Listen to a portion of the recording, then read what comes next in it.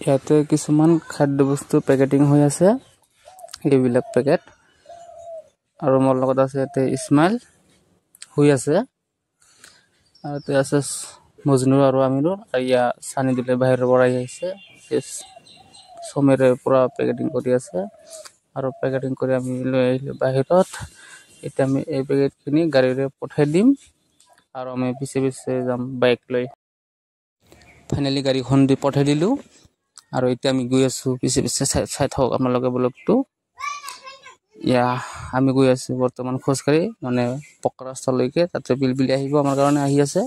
এই বিলবিল উঠি যাম এয়া ফাইনালি বিলবিলখন আহি পালে চাগে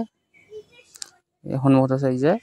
এতিয়া এই বিলবিললৈ যাম আমি আৰু বস্তু সেই বিলবিলটো আগে গৈছে এতিয়া আমি যাম পিছে পিছে ৰাস্তাত আহিল ডাঙৰ এটা আপ আৰু মিৰাজুল আৰু ইছমাইল গাড়ীখন ঢাকা দি আছে আৰু চানিদলৰ ভিতৰত বহি আছে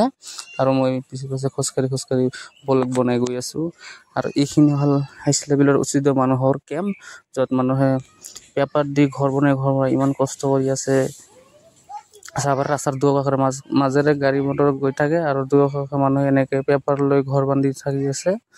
ইমান বৰষুণৰ মাজত ইমান ৰ'দৰ মাজত এই মানুহবিলাকৰ কি কষ্ট হৈছে চাব পাৰে আপোনালোকে পানী এই ঘৰৰ ওচৰতে পানী থাকে আজি চাগে ইমান মানুহ নাই ভিতৰত কাৰণ সব মানুহ আন্দোলন গৈছে আজি পুনৰ সংস্থাপনৰ কাৰণে এটা ডিজিকৰত এটা আন্দোলন আছে তাতে গৈছে মানুহবিলাক চাগে আৰু আমাৰ খাদ্যৰ গাড়ীটো আগতে পঠাই দিছিলোঁ এয়া হ'ল খাদ্যৰ গাড়ীটো সোমেৰে থিয় হৈ আছে গাড়ীৰ ওচৰত এতিয়া গাড়ীখন আমাৰ ওচৰত আনিব লাগে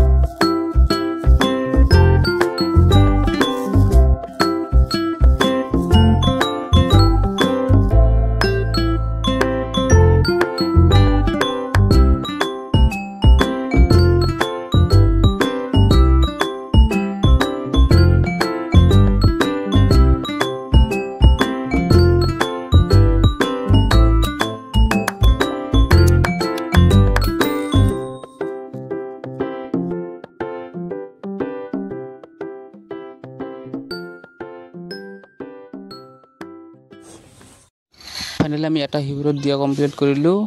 আৰু আমি এইটো দি আছোঁ মাওহাগিন ইউথ ক্লাবৰ তৰফৰ পৰা য'ত আছে ইছমাইল সানি মিৰাজুল মই মজনুৰ আমিৰুল সোমেৰ আৰু